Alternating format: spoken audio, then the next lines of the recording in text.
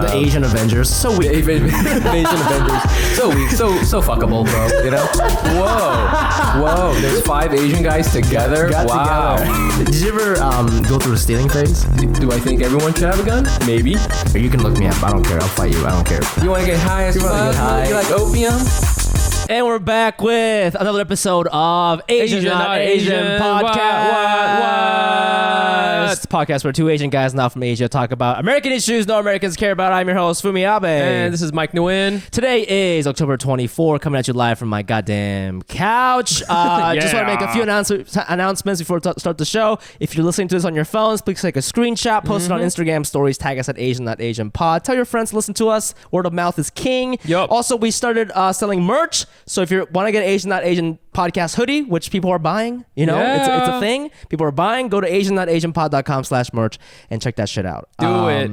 And also, if you're an iTunes listener, please leave a goddamn review. We love hearing from you. So, I love reviews, a lot baby. of people, we talked about a bad review somebody left recently. Yeah. And our fans are so nice. They left a review making fun of that guy. Yes. They left a 5 because some guy said that he hates my deep disrespect for my parents. And then some guy left a 5-star review being like, I love his deep disrespect for his parents. So our fans are amazing. You guys are amazing. Keep leaving those reviews. Love it. Mike, you had something nice happen to you this week that you were giddy about. Yes. So it was just some chill, but like in this weird time, like chill things are like suddenly amazing. Do you know what I'm talking about? Yeah. Right. So like all I did was me and my wife and my best friend, not you, and we went to K-Town. The K-Town there's like 2 big ones in New York City. We went to the one in Manhattan. So it's like on 32nd, 34th, 35th Street. Yep. Those are where it is. And man, we were just, so all the Korean shit is outside, and we were so afraid of going there because we were afraid of everything being closed. Okay. We were afraid that like all of our favorite like Chinese Korean spots were closed, or like the weird place where you can only get like this one kind of soup was closed. Yeah. But everything was fucking popping, dude. Okay. Korean people love eating in tents. Okay, I will tell you that. Tents. In tents. Oh. You go to Korea, tents everywhere on the street. I've seen that in movies. Yes, that's a thing in K-Town as well. They brought that shit over. Man. I think they actually liked it. They're like, fuck indoors. Yeah. Let's do this outdoors, and we'll show you how it's done. And so we're such fucking tourists because we felt like tourists because we were just like, oh my god, let's go to Uniqlo. We went to Uniqlo. We're like, yeah, Uniqlo's tight. And then after that, we went to like this place called Hyeonggak, which is like a Chinese Korean spot. I gotta take you sometime. They got that black noodles. Fuck yeah, I've been there. Oh yeah, I've been there. It's good. It's mad good. It's mad good. Yeah. So we went there and it was so super good, and we had like fucking soju and we're drinking, and then we went to this other place called Space Pocha. It's normally called Space Billiards, which is just the ridiculous fucking over the top. It's the kind of place where it's like you get like 5 shots for $20 or some shit like that. Okay. You know, so St. Mark's vibes. We fucking did that, and then what did we do? And then we went and we got like this egg, this fried like fish looking like snack that's filled with red bean paste. Okay. Oh man, dude, that's just good. It's so good. And then we went to Milk Bar. I don't know why. We could just we had never been there before. I'm telling you, it's just like we had never been to New York City before, and we spent so much money. Wait, hold on. I thought you were gonna get to the didn't you get recognized? Oh, I was about to get to that. I was about to get to that. I don't give a fuck about this food adventure. This is not a YouTube vlog. Yo, fuck that. Okay. I don't give a fuck about this red bean thing. Fuck that. And here and that you know what's a funny thing too is that because I was in Korea in K-Town, and I'm like, if there's enough, I'm sort of like you know how Jesus says where there are two. Where Jesus says, "Where there are 2 of you, I am also present." You know, that's what God says. Okay. Same thing. If there are 2 or more Asians, we are present. Okay. And there was enough Asian people where I was like, someone's got to recognize me. Okay. You know what I'm saying? Yeah. And I had a suspicion. Had a suspicion. Okay. And of course, with the mask on, no one, it's hard to recognize people. But, we went through our whole K-Town adventure, and like we're walking like back to the train, and then finally someone is like walking this other girl, random girl like on the street. She's like, Asian on Asian podcast. And Whoa, she was drunk? She wasn't drunk. She was just. I think she was just Korean. She just said it out loud. Just threw it out into the world. The Hitler thing. She threw that out there, and like it's which I love. I love talking to my fans, and I love talking to everybody who supports us, which is awesome. But it's especially sweet when when one of my regular friends sees it, because they're like, oh my gosh, Mike, that's so cool, and then I go, oh, happens all the time. What did you say to the girl? I just said, oh, thanks for listening. Thanks for the support. Oh, she was like kind of far. Yeah, I was. Usually I say hi, but like usually I just, hey, thanks for listening, blah blah blah. Yeah. And they're like, Mike, that was such a cool celebrity way of saying that too. And I was like, your boy knows. Okay. No, but it was cool, and it's cool to be in K-Town and spend money and have someone shout you out. I have a similar but not as cool story when I got recognized. So you know how I'm on Field, which is like a dating app for like people who are kinky or whatever. Oh God. I'm just trying to hang out. And I matched with this girl, and we're like talking, and she was like, "You look familiar," and I was like, "There's no way this girl listens to my podcast." I was like, "From where? Maybe you saw me." I didn't tell her I was a comedian. She was white. And then it turns out that she heard me on Feeling Asian podcast, which is another podcast or whatever. And I'm like, oh, that's funny. Ha, ha, ha, ha.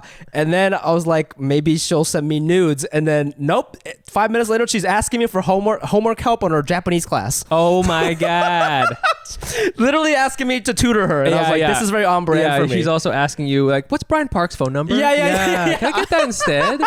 Listen.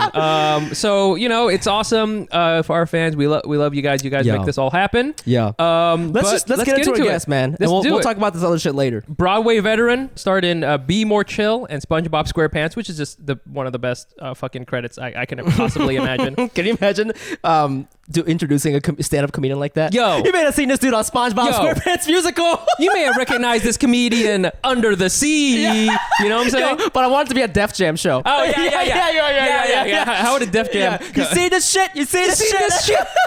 Hey, yo, you like oceans and shit?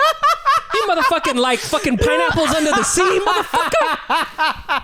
Then you're gonna love this next comedian. And you can also catch her as the fast-talking med student / potential mob boss Mei Lin in The Marvelous Mrs. Maisel. Give it up right now for Stephanie Hsu. Y'all into sponges and shit? You motherfucking like sponges though? I played a computer on Broadway. Okay. You played a computer? I played Karen, the computer wife, Plankton's evil computer wife. Oh, I don't know. I just assumed based on your physical appearance, you played that like cute squirrel in the spacesuit. Everyone thinks I was a damn squirrel. Everyone's like, oh my God, were you the squirrel? And I was like, no, I was the fucking computer.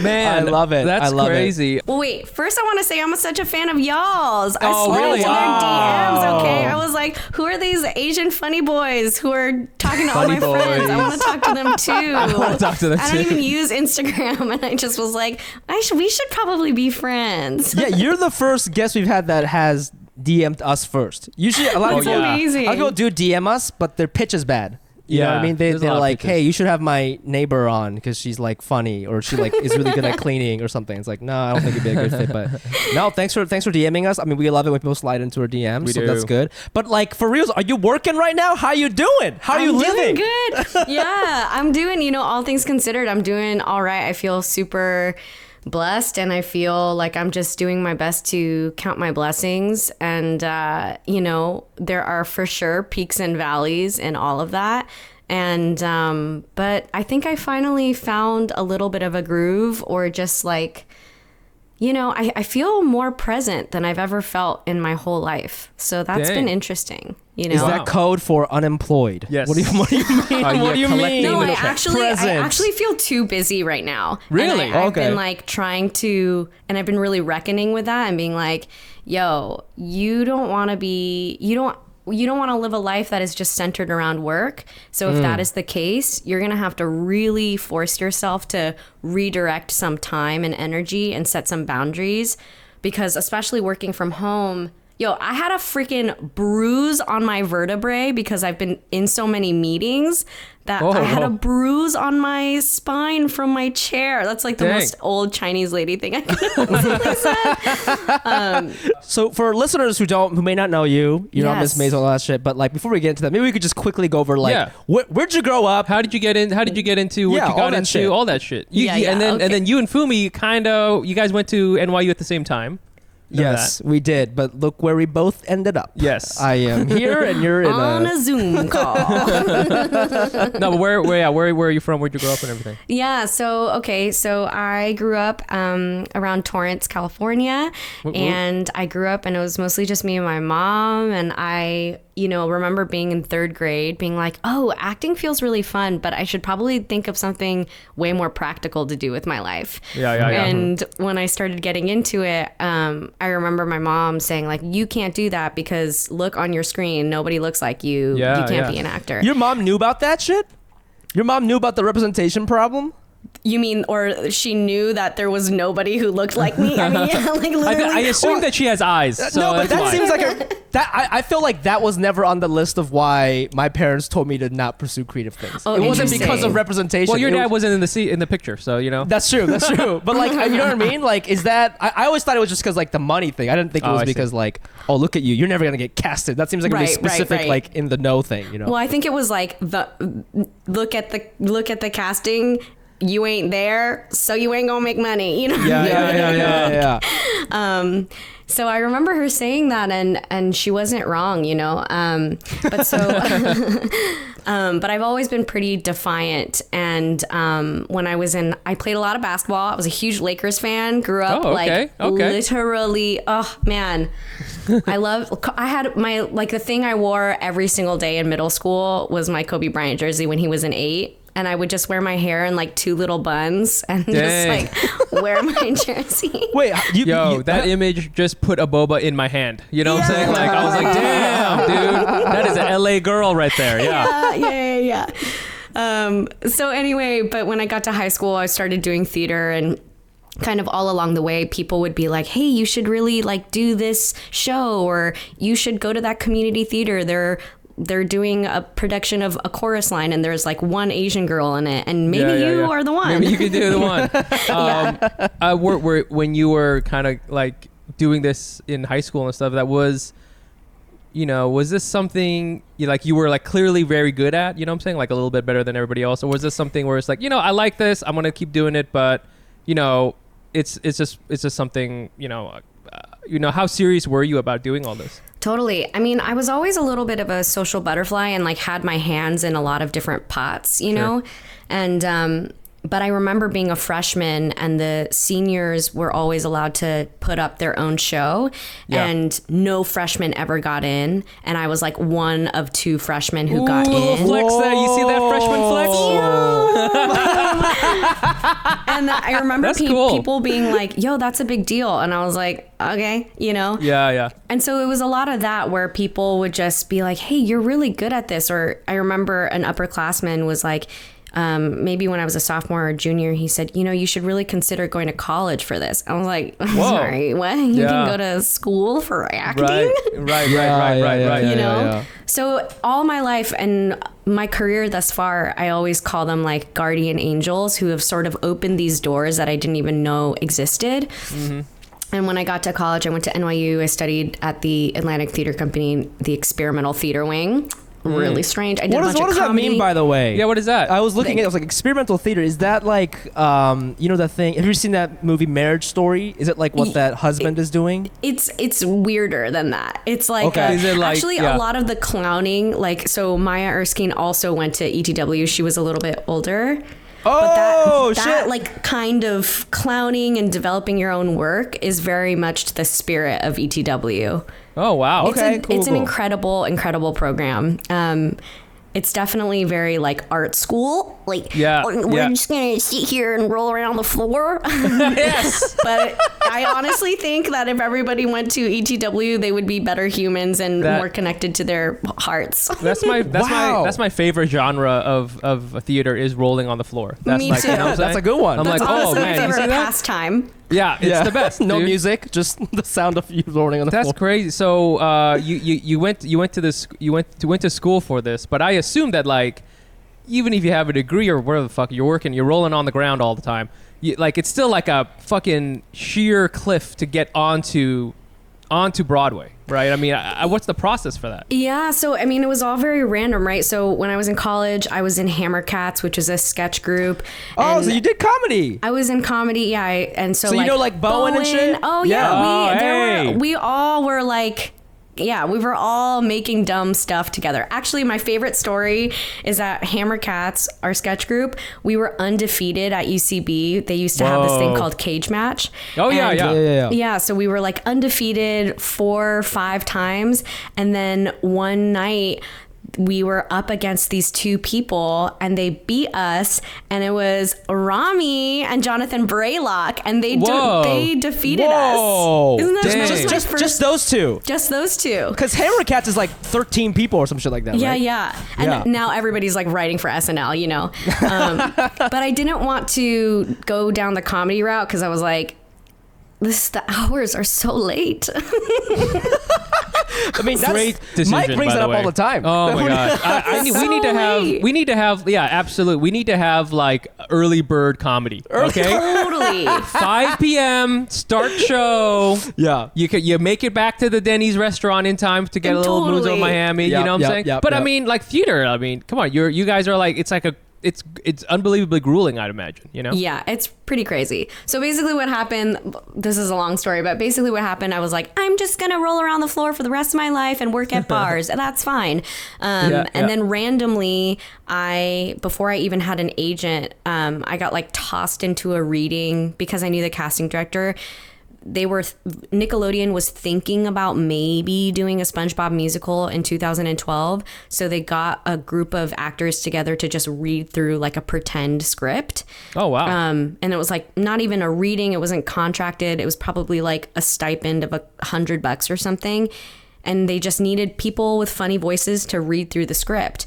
And I got tossed into that room and then ended up developing that project for 6 years until it went to Broadway. And so it was like Wow. completely accidental too, where it just fit my vibe so well. And I got along with the director and the sense of humor was up my alley, I guess. Yeah. That they were like, keep coming in, keep coming in. And so they brought me all the way to Broadway, which was crazy. You mentioned funny voices. I was trying to I was doing some research on you this week. I was watching Maisel, but I also watched this episode on Aquafina's show. Yeah. Where it's like a flashback of how her grandmother met her husband, and you play like the funny neighbor. You got a lot of funny voices. What's in your arsenal? What yeah. you got? What's going on? I don't really know. They just come out Whoa. sometimes. Do you do like characters? I do voiceover stuff, but I don't know. Sometimes things just happen. Like I was doing a read through of my friend's sketch the other day, and I got really excited about someone who kind of talks like this and has like a little bit of a speech impediment, but you also don't know like what the accent is, and it's just a little confusing as to where she's from. So it's like Broadway. This is crazy Broadway, because ladies and gentlemen. I can see you, but if I hadn't seen you, I've been like. Someone just killed Stephanie and then is now talking into her microphone. yeah. Some weird German lady, you know? yeah, it's a little German. I don't know. That was cool. That was scary, but it was cool. Yeah.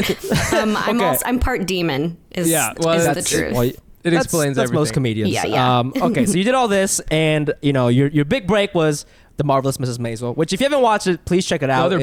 Yeah. Go ahead. It's a show on Amazon Prime. It's won Very- multiple it's Emmys. super funny. We have some friends who write for it. I don't know if they're friends. We just know them. We know who they are. Do you know some of the writers like Noah Yeah. Gordon Schwartz? Yeah, Noah, and I think Jordan Temple wrote there for a little bit. Yes, maybe. I love all of them. They're both like crazy, awesome comedians. But Totally. Super funny. yeah, like you play this Chinese landlord type figure person, and I had heard some interviews where you were talking about how when you first heard about it, you might have been a little skeptical because you hadn't necessarily seen like an Asian American woman being portrayed, especially Why is your mic broken? No. Okay, especially in the 50s, because the movie set or the show set in like the 50s or 60s or whatever it is. Actually, I lied. Is it 70s? When is it? 60s. 50s, and you know, when you see an Asian person from that time period, they usually have an accent, or they like are eating a rat, or like whatever. You know what I mean? Whatever the Literally whatever a rat like just a rat. So in this scene, eat this rat. Eat this rat. Go. So we were thinking, this rat.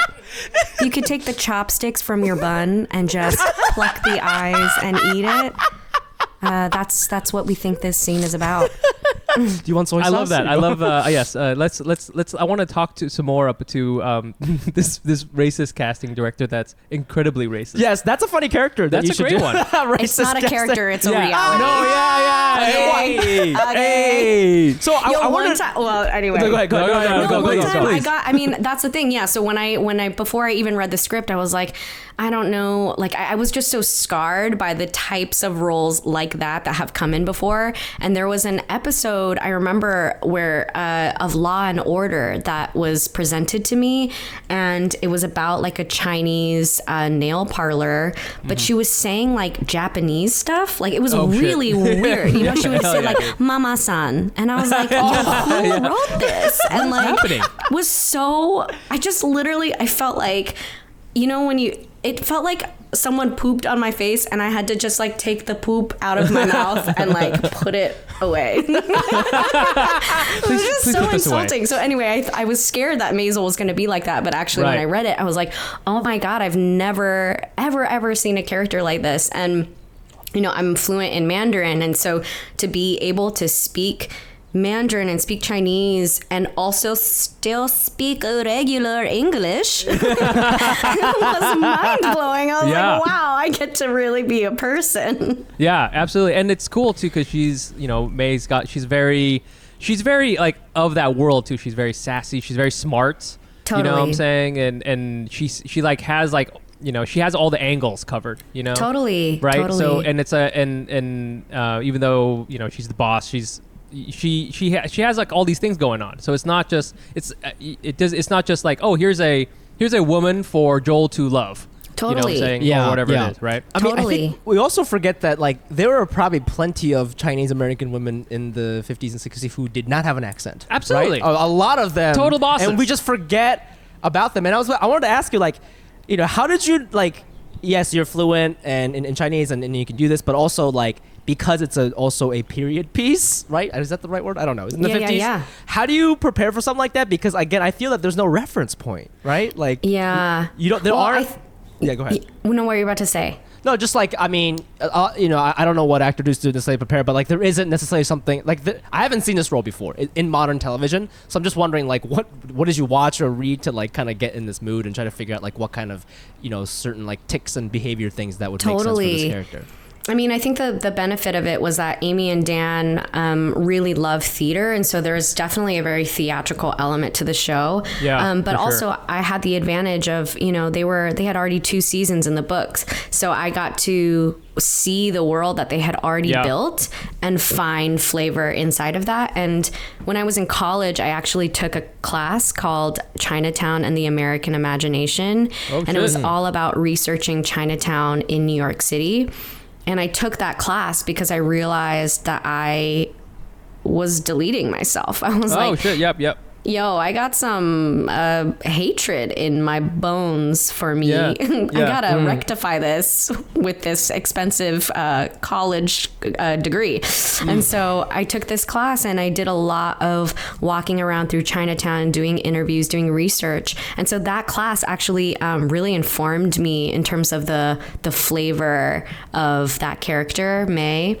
And also there's something very New York about her and very New York about the show. Yeah, very New York. And so I think that was definitely of influence too. And Amy and Dan from the get, they were just like, she's really strong and we want her to be strong. And that was such a relief, you know, to get to develop a character who she lives in Chinatown and she's not scary because she's like a crazy lizard woman, right? Yeah. She's part snake, but she's just smart, you know. Yeah, exactly. Yeah. In this role, you're going to play a woman who's part snake. Yeah, totally. Go, you know. And go. Yeah.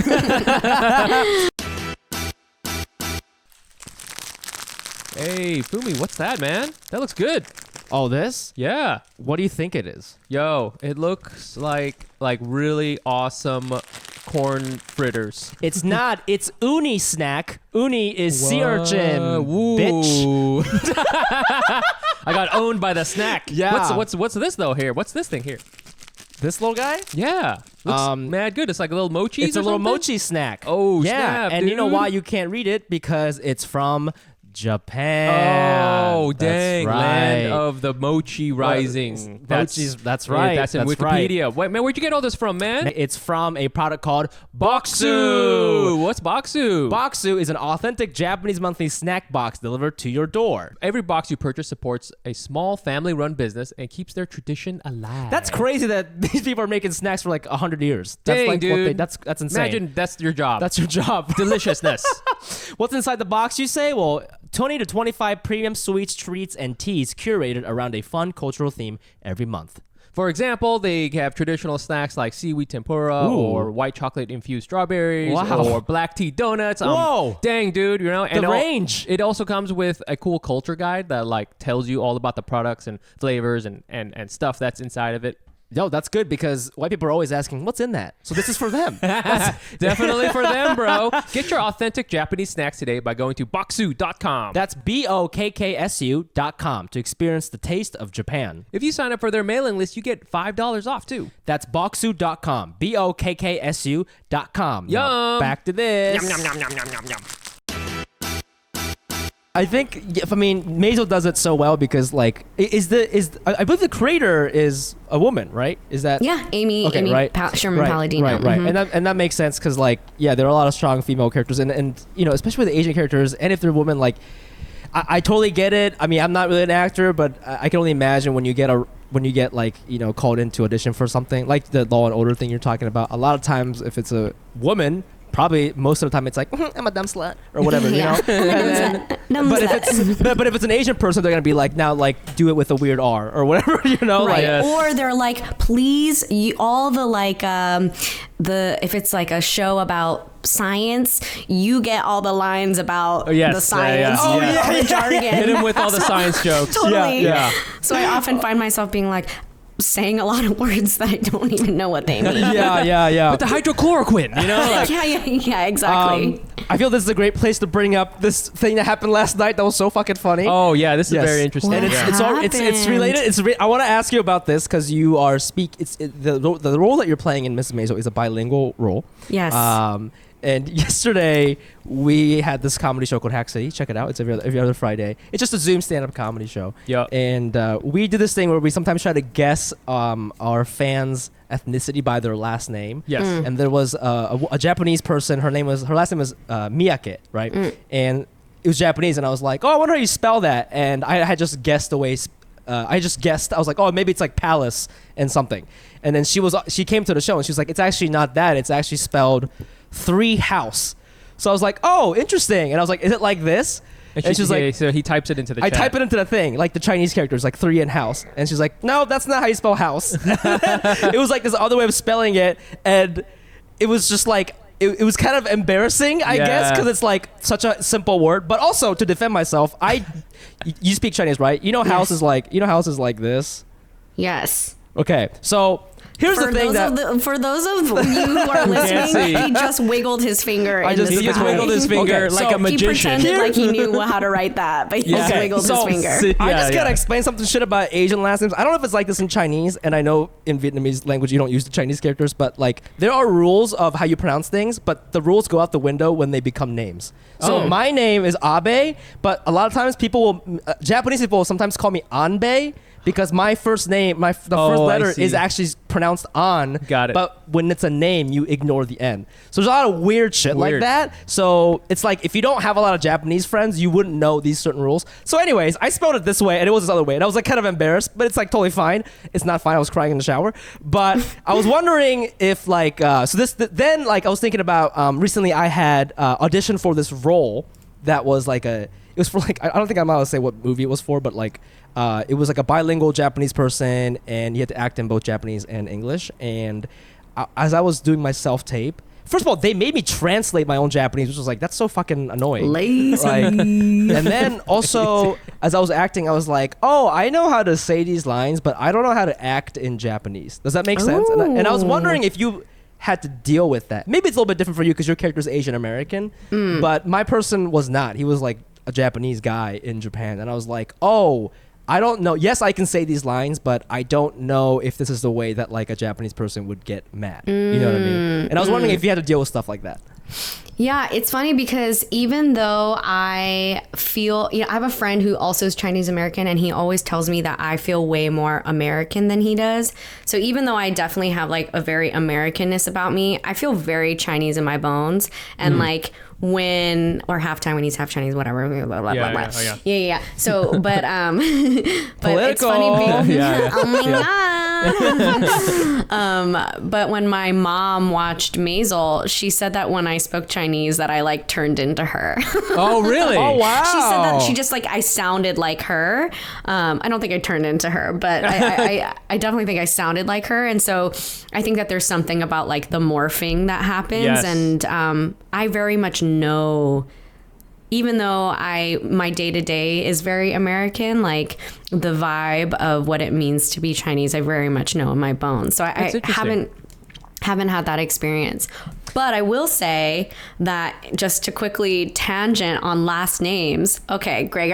I know there is an H before the S in my last name. It's confusing. And people are constantly like, white people are like, wait, but that makes no like, why is the H? And I'm like, yo, I don't know when they got on the boat why they put the H. Somebody fucking Bill did it. Totally, okay, I don't know, not me. And then I asked this other person who also has their last name HSU, but he pronounces it Sue, and I was like, okay, how do you say it in Chinese? And he's like, Shu. And I was like, yeah, exactly. It's Shu. And he's like, yeah, I know. And I'm like, nah, brother, you cannot let that go. You gotta because now you're confusing me. Yeah. Did you feel pretty good about your Mandarin before? Because I don't speak Vietnamese at all, but I feel that as an Asian American, if you try to speak your language, you had better fuck it, and especially on TV, you have to like completely nail it. Totally. Otherwise, people will be like, so especially some white guy will just be like, excuse me, I spent 6 days in Beijing, and this is actually how it's pronounced. You know what I'm saying? Was there any kind of like, hesitation? How did you work? Hesitation. How did you work through all that? Yeah, I mean, I'm fluent in Mandarin. When I was little, I used to be able to read and write as well, but that went out the window. And the thing is I get out of practice, and also because it's a period piece. I don't know how to say like gambling parlor off the top of my head. So my mom would help me with that. And, cool. She was all like, because when I was younger, she was like, you're going to need this one day. And I was like, fuck you. I don't care. Yeah, exactly. But of course, leave me alone, like, Mom, okay? Then I'm like, ring, ring, ring. I'm shooting a TV show and I don't know how to say any of these things. But so she did help me. And also, when you have people translate, it's like you want to, especially because they talk so fast, I wanted to make sure that whatever I say has like the right rhythm and flow to it. Cool. What was that like? Was that experience kind of like, I don't know what the word is, not rekindling, but like sort of like forming a new bond almost? Because I don't know, how often did you ask your mom for Chinese help like in the past? Totally. Right? 'Cause to your point, you're probably like, fuck off, I don't need this language, Yeah. Totally. / how often do I even ask my mother for help? Like, I was just really always like, I'm going to figure out a way to do this myself, especially moving to New York and being in this industry that like no one in my family knows anything about and wasn't exactly supportive. So I think I've always been in a headspace of like, I just got to find a way myself.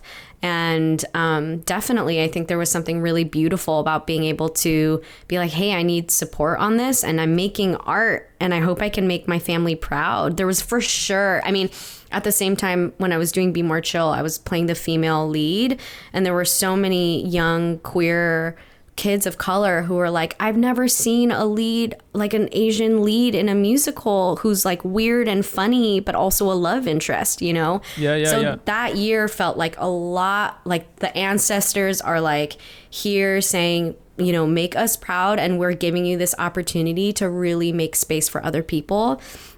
And so I think I was just like, yeah, I don't know. That whole time shooting Maisel and doing that show was just about, all of it is always about making space for other people so that young version of me doesn't have to ask that question anymore of like, is that dream even available to me? People can just be like, no, I know I can do this because this exists and that character exists, you know? I think it's all about being able to tell your mom, fuck off, mom. All right, I can do it. As you can see, there is already someone here who looks just like me. All right, get out of my room, motherfucker, you know? Leave me alone. Yeah. Wait, but this is so interesting because that was a very beautiful thing you just said there. But, you know, recently in an email exchange, you had told us that you were going through some shit with the self-hatred thing. You mentioned that before too. And you know, right now, according to what you're saying, it doesn't. I don't even smell that, right? So like, what is that all about? Like, you didn't like yourself for a long time. Was it an Asian thing? I love myself now, and I've done a lot of self work over the years.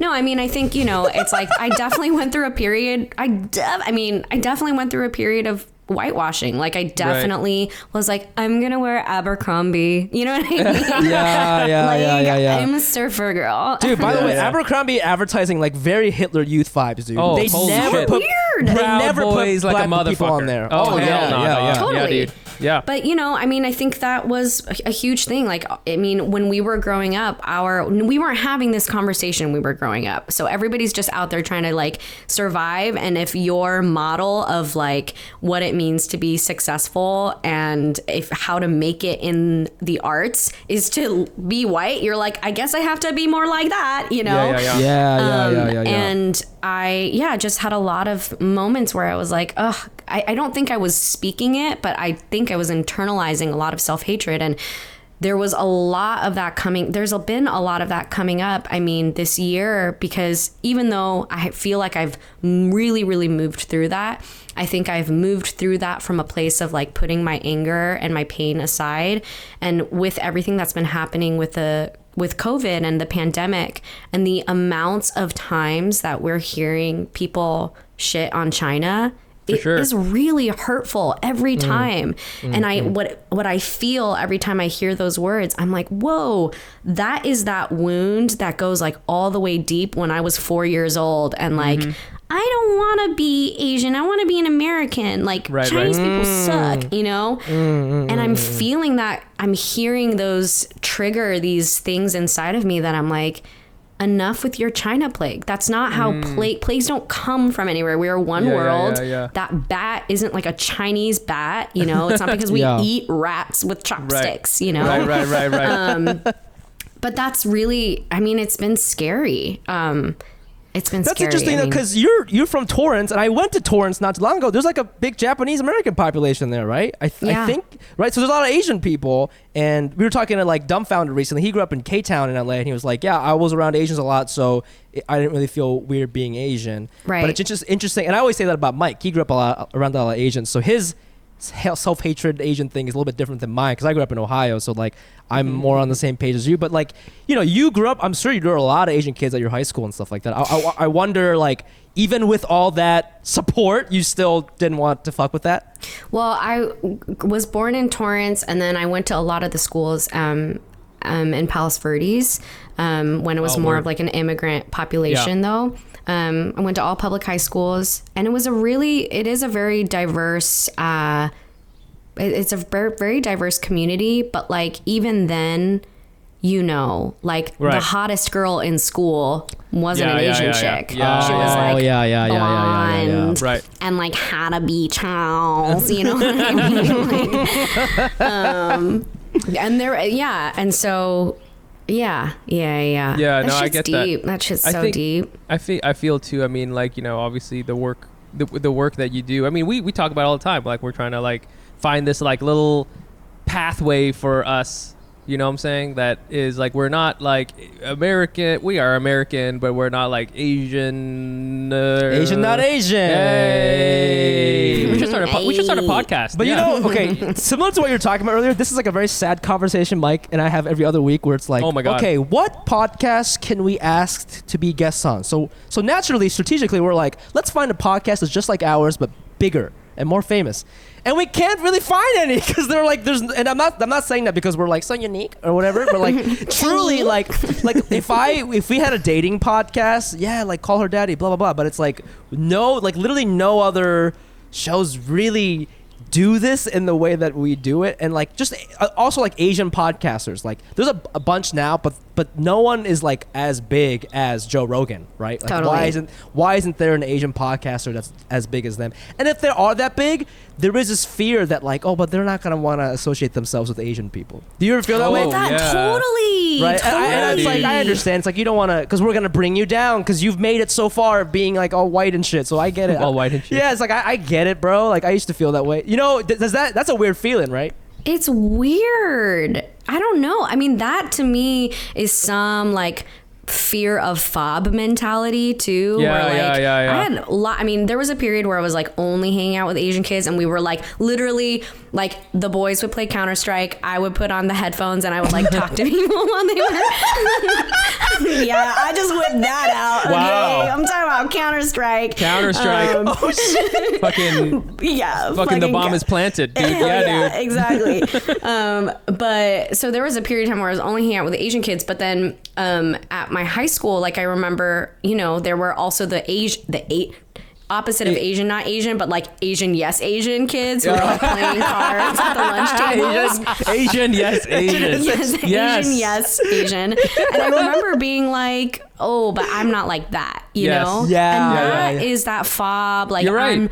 you know, that's assimilation. That is. And yeah, we gotta be better about that. Yeah, and that's why, like, you're totally right. I don't, you know, I have this very, very complicated relationship with social media, and I'm very, very crunchy. So I just don't even like use it anymore. But this was back in the day when I reached out, and I was just like, I want to know more people Asian people who are doing awesome things, and we gotta support each other. And that's healing for me too, right? To hear what y'all are doing and uplift that and be a part of that. And it's important. My skin is shit. Your skin is shit. It's shit, Mike. It's shit, and you smell like shit. I know. I'm so sorry, but you do too, man. I do. You know why? Why? It's because we are straight guys. We are straight guys. We are terrible in so many ways, and not least of which is from smelling and looking like shit. But you know what we can do to improve ourselves, Mike? That? What? We can try Hawthorne. Hawthorne is a premium tailored personal care brand that's making it easy for guys to feel and smell your best. You start with a quiz. The quiz has things like what's your favorite drink and how do you like to spend the night out. It's actually pretty fun. I did it. It's really easy. And the products you get, they have so many different kinds of products. They got everything from shampoo to deodorant because I'm a smelly boy. You're a smelly boy. I double down on the deodorant. I get the perfume. I have a lot of face stuff because my face is terrible and I try to get a lot of face stuff. It's awesome. If you want to upgrade your self-care routine, Hawthorne is a fun and convenient way to get super high-quality products tailored specifically for your needs. Hawthorne even takes the risk out of it by giving you free shipping on your orders and returns. And if you don't like your products, they'll even retailer them for you based on your feedback. Whoa. Yeah. Do what I did. Take Hawthorne's quiz today and get started on your personalized self-care routine by going to hawthorne.co and use promo code NOTAsian to get 10% off your first purchase. That's HAWTHORNE.co, promo code NOTAsian, hawthorne.co, promo code NOTAsian. We smell better now. Yay! Well, speaking of, thank you so much for that. That's I'm gonna cut that out and just play that before I go to bed every day. But speaking of hot girls in high school being white, shall we move on to this? I don't even know what this is. This race news? I don't know what it's this is. It's not really a race news. This is kind of like you guys want to talk about this? Yeah. Well, I think it's there's an interesting thing happening here. There's an interesting thing happening, and yeah, it was funny because I was like coming up with like the outline for the show. We always do the outline, the week before, or the week of, and I was like sitting there typing it, and then my wife is watching the show called Emily in Paris, which is like this huge show on Netflix now, and the synopsis. Okay, the synopsis is the title. You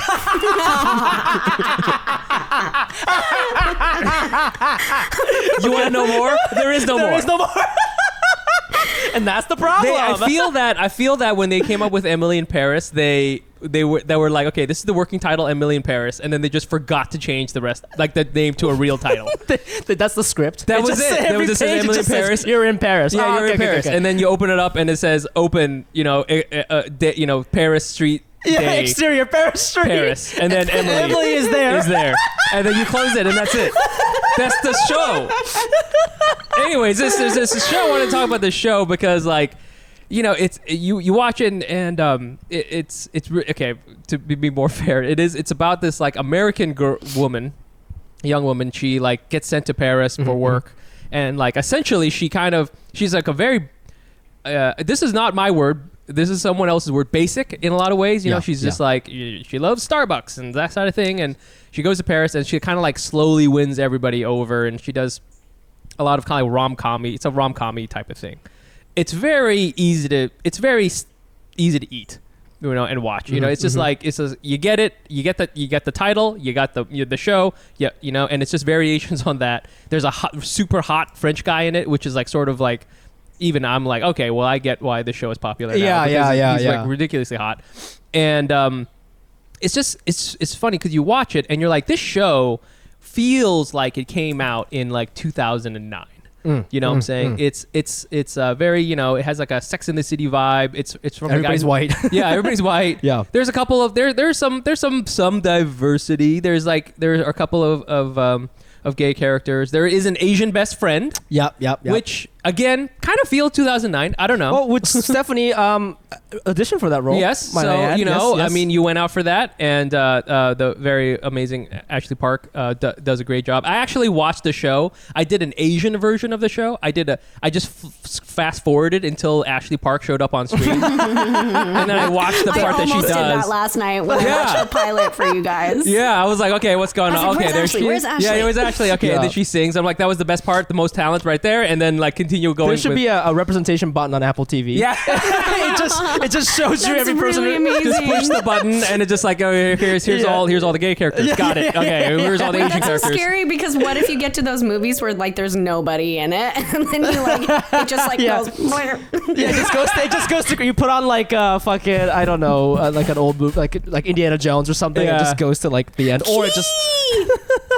Jonathan Key Kwan. The movie that I just shot. He played my dad. No shit. Oh shit. Yeah, Mr. Jones. Put a pin I want in to get back into that. What's he like? Is he? He's the best. Yeah, dude. He's so sweet. I love him. I mean, I love him a lot. So right. Yeah, I love him too.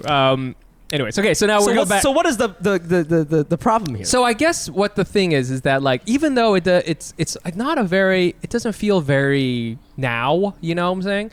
But it's killing it. But people are watching very popular. it. Yeah. Even my wife watched it, and shit. I mean, I was sitting there and I was like, kind of hate watching it. Yeah, but you watched it. Yeah, it's kind of like watching. It's like Sex and the City. It's very much like that, and but people love that show. Exactly. So I was sitting there and I was like, what is it?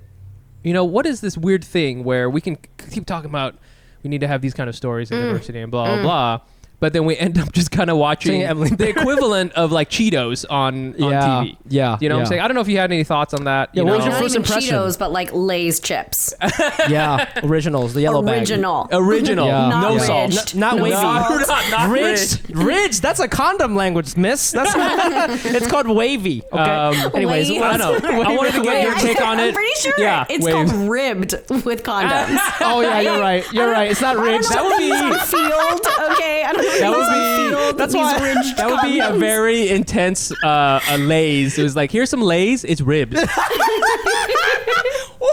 It's ribbed for your pleasure. A ridged condom would also be very intense. That's like, here's a whole ridge, like a whole cliff top. Here's a ridge. There's only one ridge. It runs along the side. Anyway, so I should be careful because when y'all get super, super even more fancy, they're going to be like, and then Stephanie Hsu was talking about ridged condoms. What do you mean, dude? We have made so many great innovations on this show so far. We really have. Asian cut of every single movie. Yeah, even if it only lasts 1 second. Okay. Yes. Ridged condoms. Ridged and ribbed Lay's. Venture capitalists, where you at? Yo, you hungry? Because I got something with mad surface area. Somebody get us a sponsor, okay?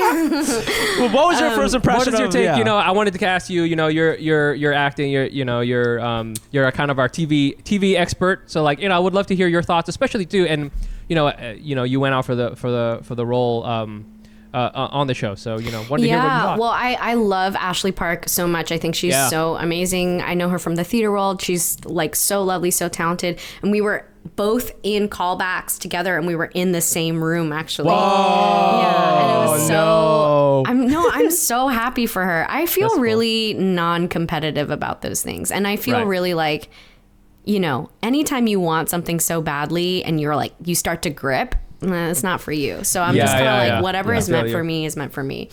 Anyway, I think Ashley's amazing in it. And, I think it's tricky, but what I will say is that I have to be really protective about what I watch sometimes, especially lately, specifically because of what you're saying, which is like, I think something that's really come up for me during this pandemic is like, talk is cheap, right? So please stop emailing me with your listservs, okay, saying you believe that Black Lives Matter until your actions show that what the stories that you're telling, the people that you're producing are actually like that, And so I think how I feel about Emily in Paris is that I just it's just a little tricky. Sometimes it's almost like a little like, oh, this is kind of hurts me to watch this, and I have beloved friends who are on it, and they're all killing it. Lily Collins is also just so beautiful. She looks so pretty in all her clothes. But I think, whenever, and these days too, it's like when I'm in final callbacks for things and they're like, we're really trying to be more diverse. And then, then they cast a white person. I'm like, okay, well, maybe I wasn't right for the role, and that's totally cool. But also your actions are not in line with what you say your intentions are. Right. Yeah. So I have to protect myself, and I think that's why I've been even more rigorous about writing, is because there are stories that need to be told that honestly, like, we're just gonna have to tell them. And it doesn't have to be about race, but representation. It's like you have to have people on your team who are there with you in solidarity, not just to make themselves feel better about lost time when all this time they've been doing a bad job of uplifting marginalized voices. I don't want to just always be the best friend or be there because someone feels bad that like they look at their slate and they realize it's two in one direction, Yeah. Well, there's the, behind the camera analysis of it, which like I totally agree with you. As a comedian, we see that. But then I think, Mike, you're getting at this interesting point where it's like, it's not just the industry people out there love it. Yeah. Right? So there's this thing of like, does America at the end of the day, they don't really give a fuck. Yeah. It's not that they don't give a fuck, but they're like, they kind of like Emily in Paris. They like the simple story. Yeah, it's like, it's, I was saying, before, like, when you tell a story like that, it just defaults to white. You know what I'm saying? Yeah. You just kind of, you know what I'm saying? You just kind of make them, you just imagine in your mind, that's kind of like how deep it is in your mind. Yeah. Like if I were to say Emily in Paris, you just immediately think of a white girl. Right. Just like right away. They would never pops in your mind. Like a Fumi in Paris. Right. Fumi in Paris. There's not a Fumi in Paris. That sounds like a porn. Yeah, already. Fumi in Paris. A terrible porn too. I'm getting fucked for sure. Yeah. No. There's one ridged condom in it. Yeah. So. But if you kind of think about that show, Fumi in Paris looks like there's like an animation with like Totoro. I'm waiting at the bus stop for some reason. I'm going to Paris. Yeah, I'm going to Paris, and then you have to ride like a big cat. Yeah. This is the only way to Paris. This is the only way to Paris. Yeah. But that's sort of already. This is an interesting story, Mike. This is already a funnier Netflix show. This is already interesting. But see, that's sort of the thing is that like that's the crazy thing is that as soon as we say Fumi in Paris, our mind goes somewhere else. Like. Yeah. You know what I'm saying? Your mind, if you say Emily in Paris, there's no reason for her to be white. There's actually no reason for her to be white. No. Actually, if she was black, if she was Latinx or whatever, then you could still have the same story. Exactly. Because there are plenty of basic black people or whatever, right? Basic Asian girls. They're right. Basic is just like a lifestyle, you know. So it doesn't. Basic have is a to be lifestyle. Yeah. Basic is a choice. So like is a lifestyle. yes, exactly. There you go. You're done. You're cast. So like it's. But our mind is like she's like a white girl with a beret on. But as soon as you say Fumi in Paris, then it's a Totoro cartoon. Yeah, that's what. Yeah.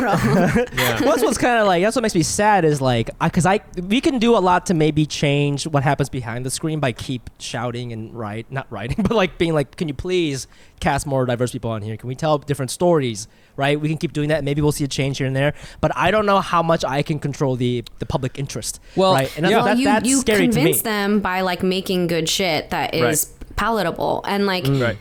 For me, I think going back to what I was saying, like I have to protect what I watch sometimes is because I'm an emotional person and I care a lot about social justice and and I'm sensitive. I feel the feeling that you're saying of like, wait, everybody else thinks that this is okay. This is crazy.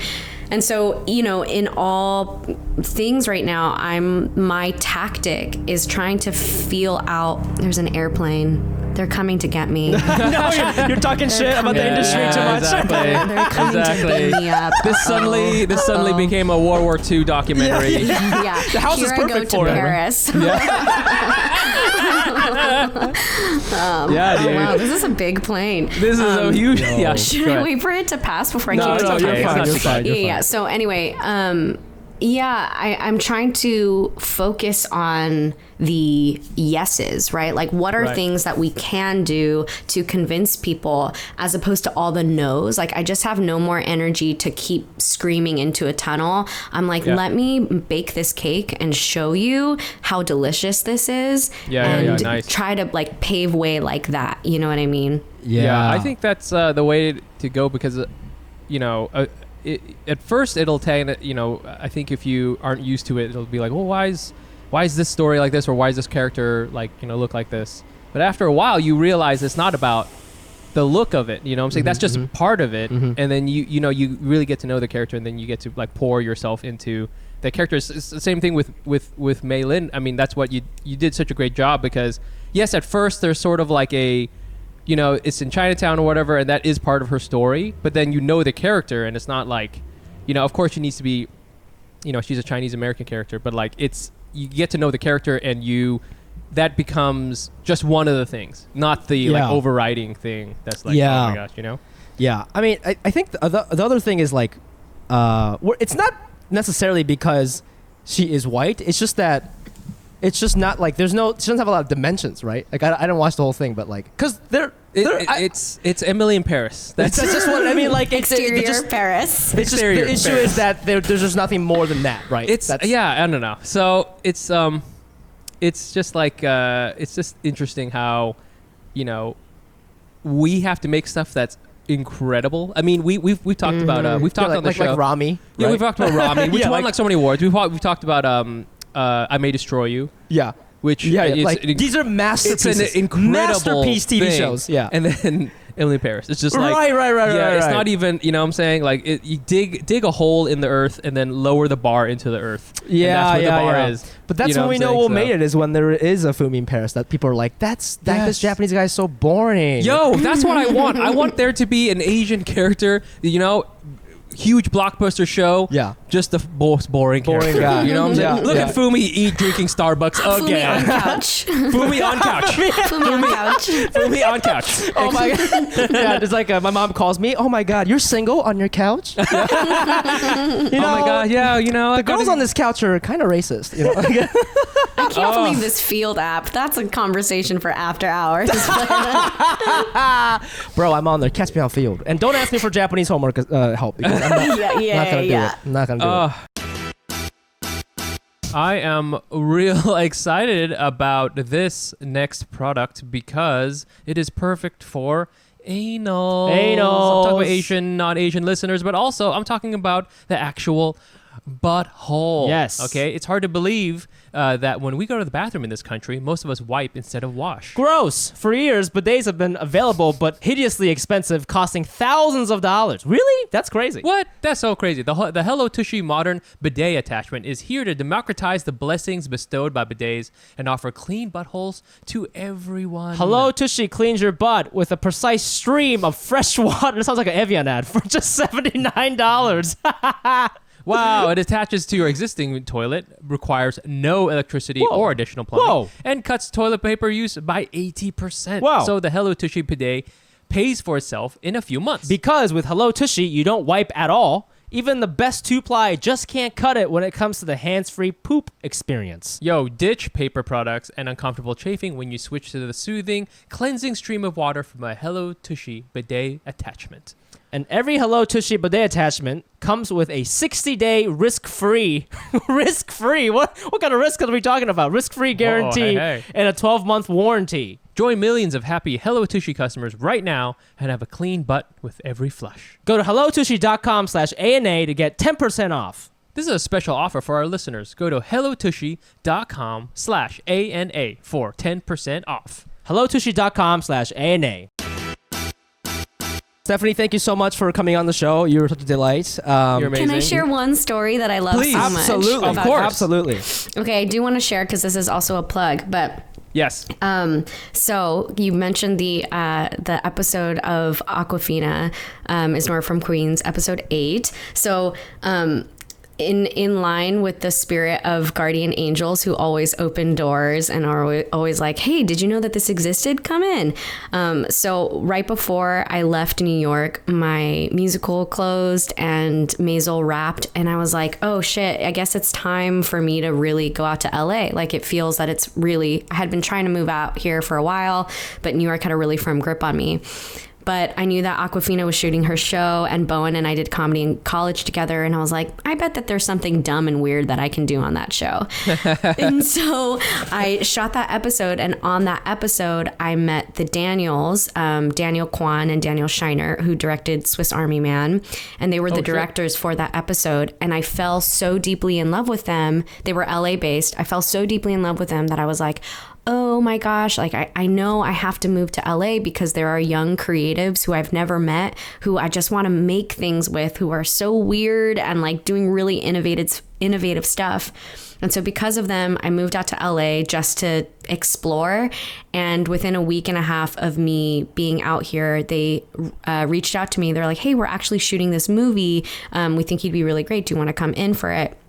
And that was this A24 film that we shot this year that Jonathan Kwan is my dad. Michelle Yeoh plays my mom. What the fuck? We got to finish it. That was the movie. I think this was before the interview started, but that was the movie we started shooting early this year. And our intended wrap date was always March 13th. So we got to finish it right in the nick of time. Wow. So keep your eyes and ears peeled. Can you say what it's called? Yeah, what's Yes, no? it's called Everything Everywhere All at Once. Whoa, And it's, A24, dude. That's like A24, that's the hot girl of movies right now. So hot. Yeah, dude. It's the Totoro of movies. It's the Totoro of movies, Bro, I dude. gotta get me some guardian angels. That's not happening for me, dude. Nobody's opening doors for me. Nah, dog. I should start praying. Maybe or I'm your something. angel, or maybe there's an angel on Field or I on love your that. I love that you were like, maybe I'm the. No, not me. No. I was like, wait, No, I don't want to be. sound like I'm hating on him on his podcast. That's weird. I gotta be careful sometimes. Trust me, Fumi has been hit on in much weirder ways. Okay, than on the podcast. What's the weirdest way you've ever been hit on? What is the weirdest way? The weirdest? Do you remember any? I was gonna ask. Well, but you said that somebody talked to you after a show. But that's not that weird. I guess that's not that That's weird. not that weird. She was really young though. Yeah. Yeah, I had to say no because She young. was like 5. Daddy. She's like, Fumi? Were you in that Totoro movie? For me, embarrassed. Guys, this got problematic real quick. Super fast. Time to wrap it up. Time to wrap it up. Thank you very much, Stephanie Hsu. Yeah, where can our fans find you? Yeah, where can our fans find you? Social media, anything like that? I don't know. Do what you gotta do. We'll definitely be on the lookout for a movie. She's also on the red. I'm just gonna plug it for you. I think it's just Stephanie Hsu, right? Yeah. On the Instagram? gram. On the gram. I'm at Shoelace, HSU Lace. I post very rarely, and I might implode my whole Instagram because I think it's weird. Yep, check that out before it implodes. Yeah. And Before check out, it goes to Paris. Yeah, before it goes to Paris, check her out on Marvelous Mrs. Maisel. Yeah, absolutely. Check her out on this Hot Girl A24 movie that's coming out. Yep. Where can our fans find us? We are Fumi? on all the platforms at AsianNotAsianPod. I am also on there at the Fumiabe. That's TheFumiABE. And you can find me on Instagram at Nice Pants Bro. Please, if you're a big fan, leave a review. And also, if you want bonus episodes, please go to patreon.com/AsianNotAsianPod. Sign up for $5 or more, and you get monthly bonus episodes. More of this shit. And we might start adding more shit. Shit might get crazy. Shit might get crazy. We've gotten rogue. I think we're just gonna put a lot of shit out there and hope I don't people give a pay fuck for anymore. it, dude. You know what I'm saying? Who We've gives a gotten fuck? rogue, dude. Yeah, we really have. We got coming out fucked by the corporate, and now we're going rogue. We're going rogue. We're going underground. We're gonna be making all these different products you've heard about on the show. Yeah, we're gonna really. We're gonna be in the lab. Okay, working on this rich condom, R&D, baby. We're gonna be doing all sorts of Lay's chips. And it's gonna be fucking crazy. We're gonna Stephanie on. Okay, We're gonna make a movie. We're gonna make a fucking movie. Yep. We're gonna do all sorts of shit. So thanks to all of our fans. You guys are wonderful. Yes. And be safe. Be safe. We'll see you guys next week. Thank you, Stephanie. Thank you. Bye.